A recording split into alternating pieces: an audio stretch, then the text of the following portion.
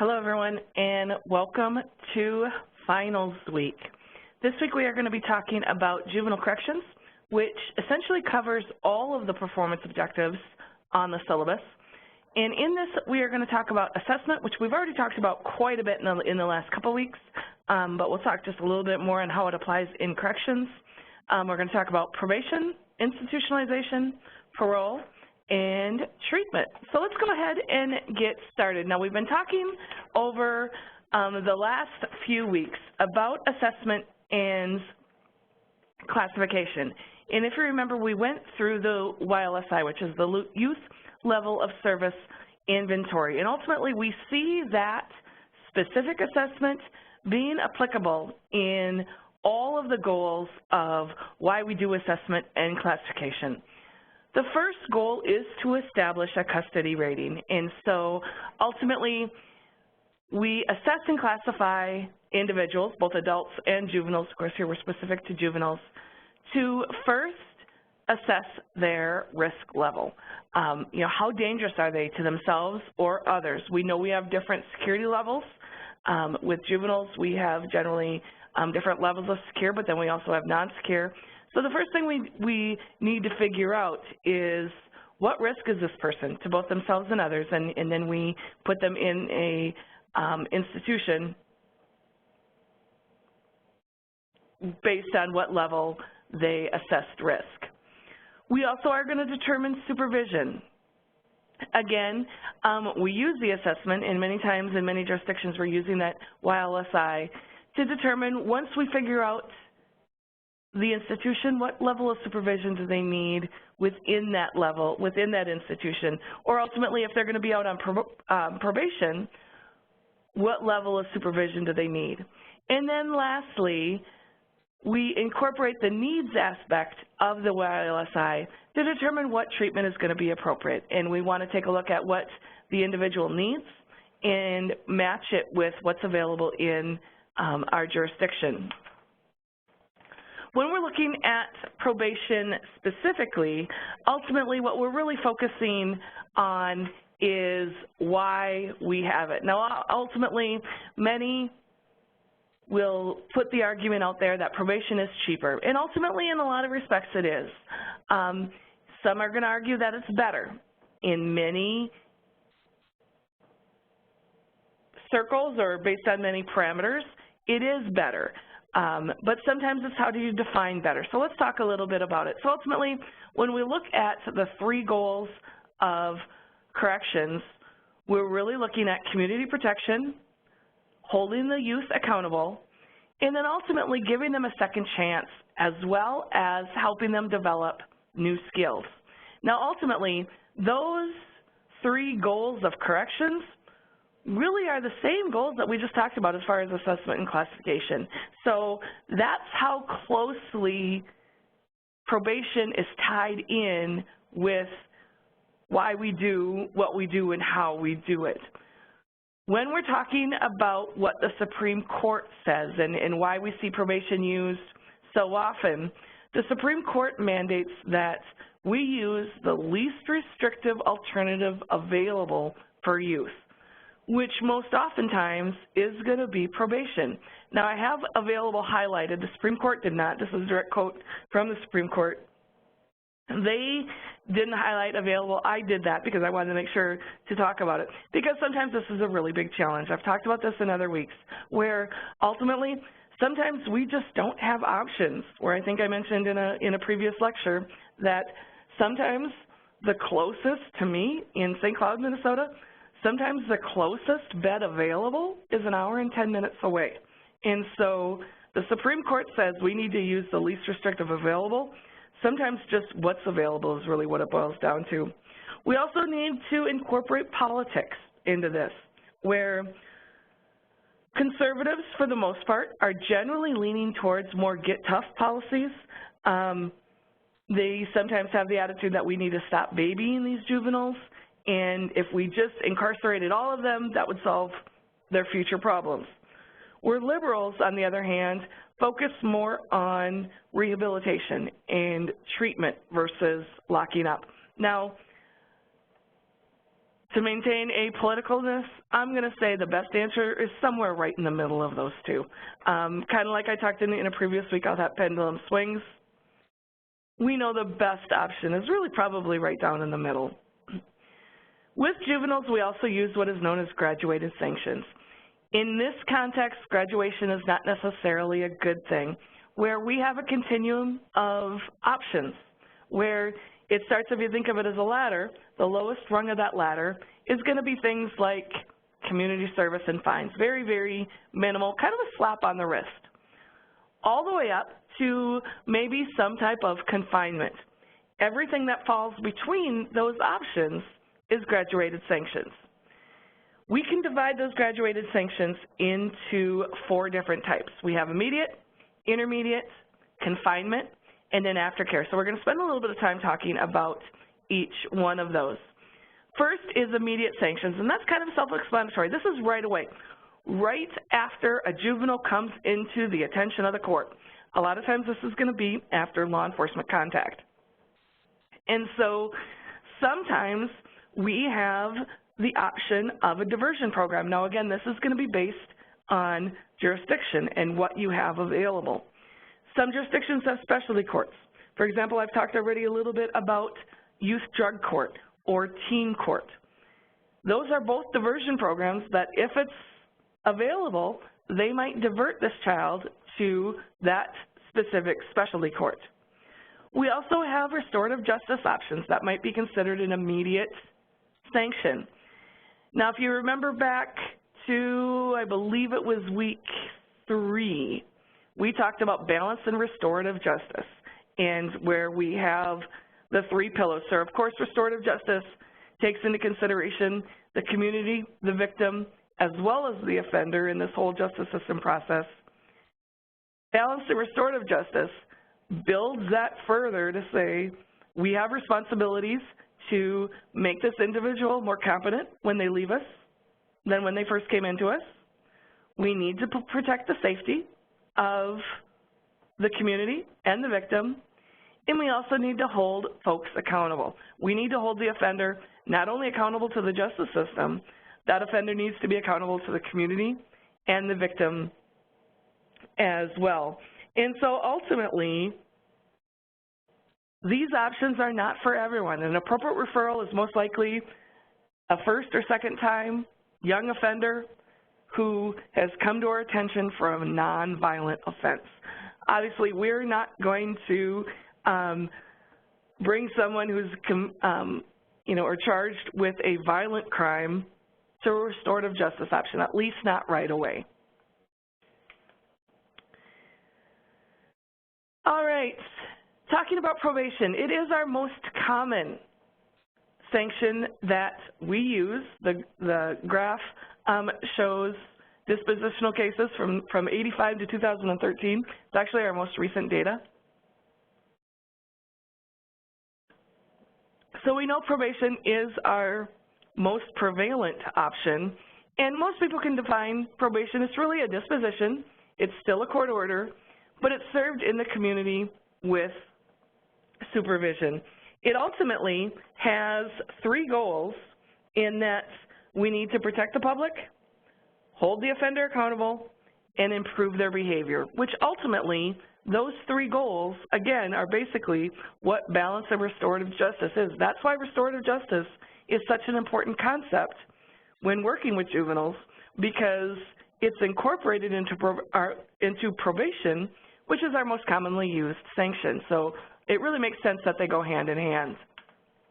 We use probation so often as our most used sanction because we know that ultimately for most crime, it is in our community's best interest and in the child's best interest to handle things within the community. It's so important for them to stay involved with their school, with their community, as well as with their family, given that their family is supportive and somewhat functioning. Probation is very cost effective. Whereas it can cost upwards of $40,000 to house a juvenile in a secure facility for a year, less than $10,000 to have someone in probation, and sometimes it's even less expensive than that.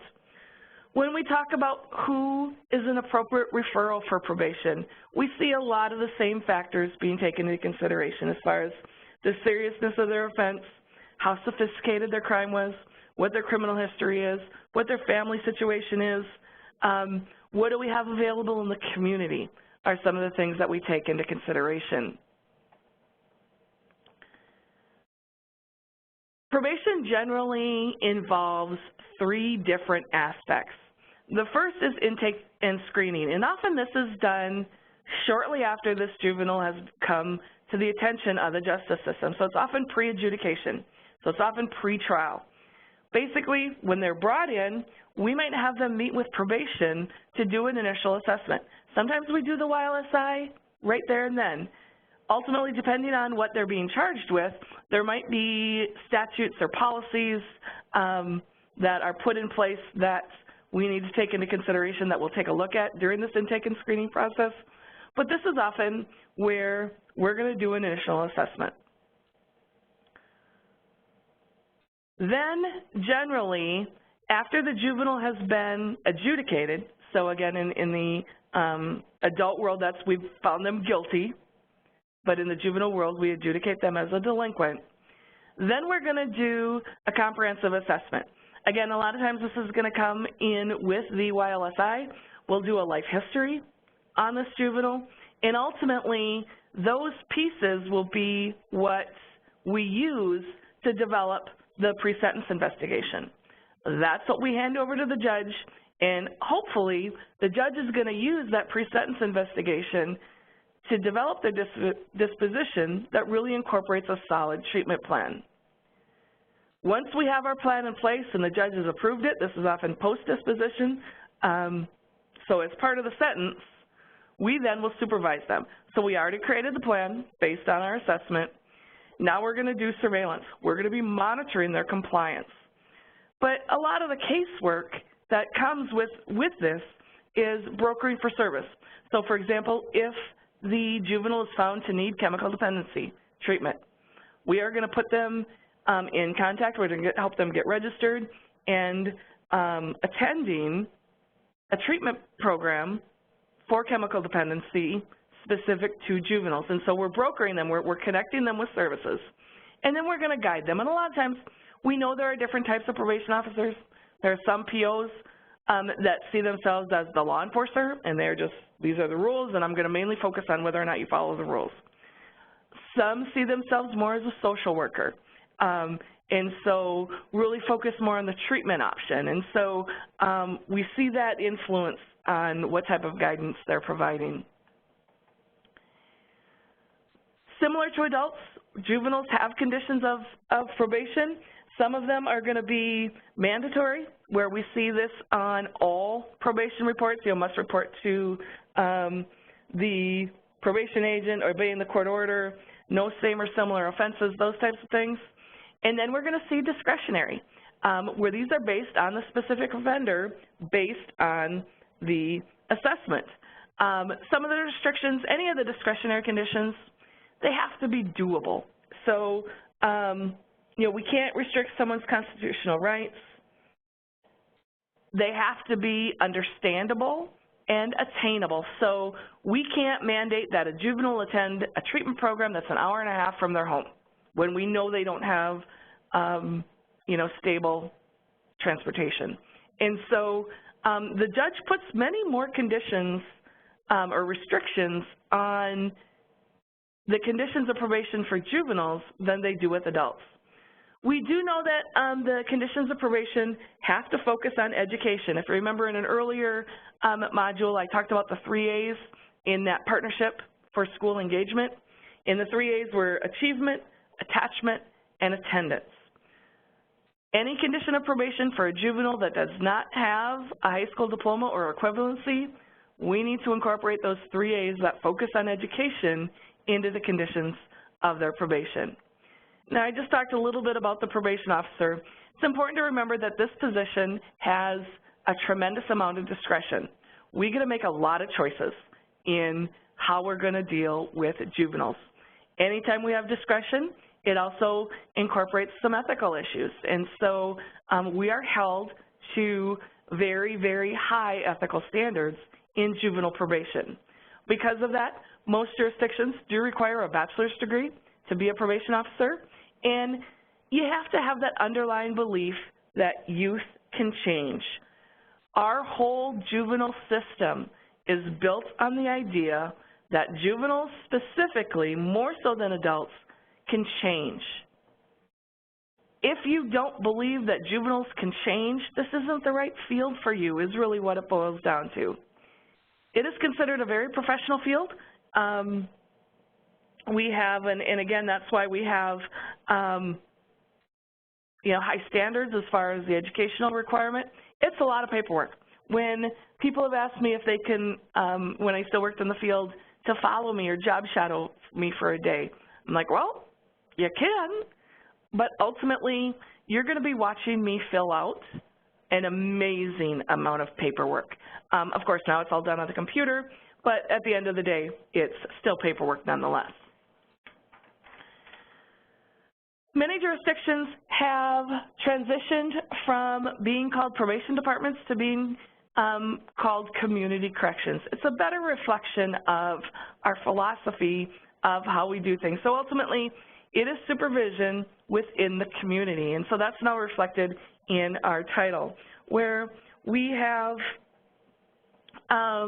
built really amazing partnerships with service providers. So it used to be, when I first actually entered the field, we would have our own chemical dependency program. We would have our own, other types of treatment services. Now, we partner with service providers who are already in the community. So we send them to the local hospital for a treatment program. And so ultimately, this supervision within the community, utilizing community resources, is really seen as being better for everyone all the way around. This philosophy also includes the family. We know that a lot of times this is cyclical. I knew I was getting old in the field and still remain getting older, in that I now see grandchildren of offenders I used to deal with in the system. And so our hope is that by engaging the family, we can really break the cycle of that learned helplessness, and that they don't see any way out. And so ultimately, when we have the opportunity to work with the whole family, we can really, granted, it's still individualized, we're still focusing on the juvenile, but we need to understand how the family influences that youth. Remember, we talked about the radial concept. We know that the family is the most influential factor, and so it only makes sense that we engage the family in the plan. But the bottom line is, we hold the youth accountable. And sometimes, we might engage the family, ask the parents to be involved and do different things, but at the end of the day, it's the juvenile that's really held accountable. We often are seeing school-based probation. Actually, several jurisdictions, the juvenile probation officer has an office right at the school. And that really makes sense based on, I just talked about that education needs to be the focus. We really need to see these kids in school. So it makes sense that that is where we are physically present, is in the school. All right, other types of intermediate sanctions, intensive supervision probation, which is basically probation on steroids. Highly controlled, structured. We have smaller caseloads, so we can spend more time with each offender. And these are our highest risk offenders. We know that these kids, based on our assessment, have the most risk of reoffending. And so we still want to give them the opportunity to be successful on probation, but we're really focusing our attention on them, giving them lots of guidance, lots of structured plans to try to help them better and to better monitor them and help them succeed. Electronic monitoring is one of our other most popular intermediate sanctions. It is considered to be a cost-effective option to really help us monitor their location and their supervision plan. A lot of times electronic monitoring is used in combination with other types of intermediate sanctions, used really, really often with probation. It might be used in combination with house arrest if we are mandating someone to treatment or to school. We can monitor their location based on those as well. Some argue that this is discriminatory. Mainly that is stemming from the cost. Electronic monitoring, to be an option, is most often at the expense of the offender. So a youth, it's mainly the expense of their parents. So some argue that this is really only an option for those that can afford it. And so it is discriminatory based on income is the argument. All right, so let's talk a little bit then about the next type of sanction, which is institutionalization. It's the third type of graduated sanctions, and specifically I want to talk about the use of detention centers. Now when we define what a detention center is, it's basically the temporary and safe. And so I really want to draw your attention to those two parts, and that it is, oops, sorry, I lost my pen there. So it is basically the two parts are temporary and safe custody, which is used primarily for three different things. First, to ensure that the juvenile shows for court. So the first pretrial function is to ensure that the juvenile shows themselves for court. The second is because they can't be sent home for whatever reason. We can't send them home. Our priority is to send that child home if we can. We'll use a detention center if we can't. The third function is to prevent harm, both to themselves and others. And so ultimately the definition is temporary and safe, and to only be used for those three reasons. And so a lot of folks, and I've seen it in your writing assignments and your discussion forums, are very quick to put kids in detention centers. It's important that you understand we only use detention for very, very specific reasons. We also have secure detention. This is where they're not free to leave, as well as non-secure detention, where this is ultimately things like group homes or foster homes. And so ultimately they're free to leave if they want to. Now granted, we'll send the cops after them, but it is considered non-secure. We also have facilities that are meant for short-term. Now obviously it's always brief or temporary, but we have some that cater to more longer term as well as short term. Oh, excuse me.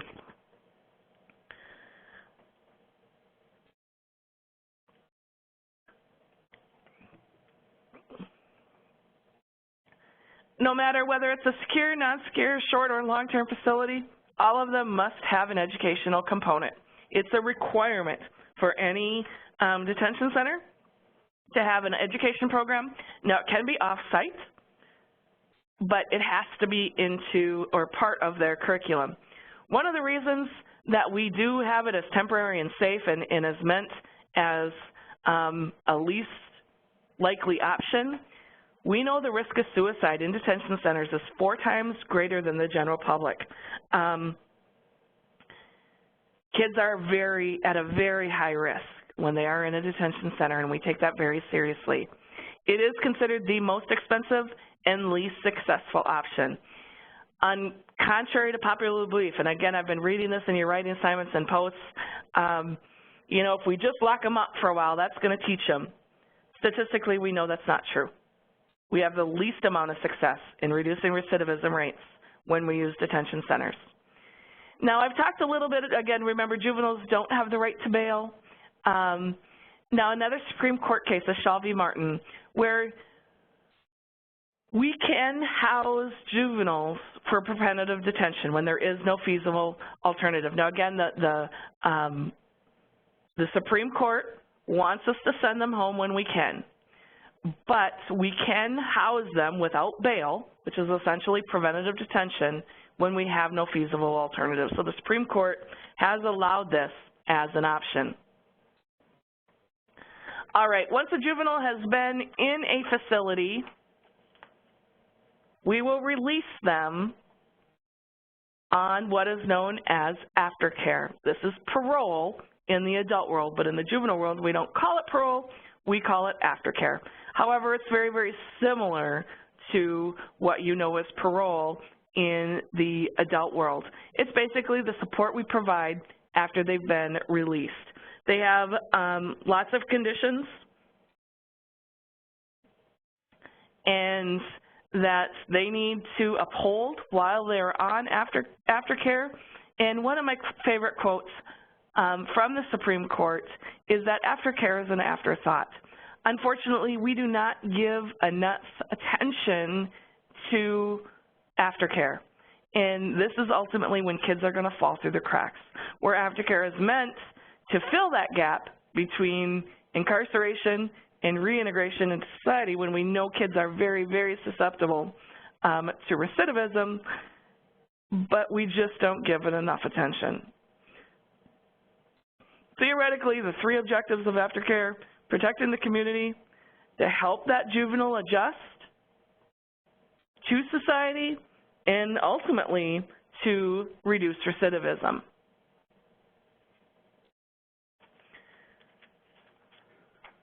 Most often aftercare is discretionary. So of course we know in the adult world that we a lot of times have mandatory parole. So after you serve 2/3 of your sentence or 80% of your sentence, you automatically get put on parole. In the juvenile world, it's more discretionary than that. It's going to be based, we don't generally have a mandated aftercare time frame. We're going to use different criteria to determine when is it appropriate to release this juvenile to aftercare. So we look at things like their behavior in the facility. How are they doing in their treatment plan? Are they following through? Are they meeting all of their goals in their treatment plan? What is their attitude? Mainly regarding release. How are they feeling about it? And then what options do we have available? Again, unfortunately, sometimes this is based on the family situation, you know, their educational status, their types of crimes. Maybe if they've been a victim as well, we see that a lot too, where we would love to be able to send them home on parole, but dad is living in the house and dad abused the kid, and so we can't send them back into that environment. Those are some of the things that we really need to take into consideration when placing these youths. Basically, we tend to make two different mistakes. The first is that we release them too soon to aftercare. They're not ready. They hadn't progressed far enough in their plan, and so they recidivate. Or we release them too late. They've been locked up too long. There's too much of a distance between their remembering what it's like in the real world. They've become institutionalized, and they simply can't function. And so it's a really, really tough call on making those determinations. All right. Let's talk about the assignments due this finals week. So there is new reading, chapter 7 and 8, as well as the links listed in the assignment details. You do have a writing assignment this week talking about intermediate sanctions. Now, I talked about several today. There's several discussed in your reading this week. Basically, your writing assignment is going to identify the sanction that you're going to talk about, provide a summary for it, when it's used, and the criteria it's based on. For the discussion this week, we're going to talk about juvenile probation, and basically the discussion this week puts you in the role of the probation officer. There is a list of crimes given. You need to choose one of them and develop a plan based on what you've learned so far and ultimately incorporating restorative justice. And again, make sure you take a look at the announcements. Monday's announcement, I clarified the expectations. Then lastly, there is the final exam this week. It consists of 10 multiple choice questions and true-false, as well as 2 short answer or essay questions. There is no time limit, but you can only access it once. Then lastly, a couple end of the quarter reminders. Remember, all work is due Friday night at midnight, so that includes your writing assignment, your second discussion forum post, and the final exam. Please don't wait until late Friday night to do this stuff, especially the final exam, because there is no time limit, and you can only access it once. If you submit it, something happens, computer access, whatever, it cannot be submitted after Friday night at midnight. The quarter officially ends Friday night at midnight, and so please don't procrastinate. Get that done as soon as you can. All right, that's all I have for you. Have a great week.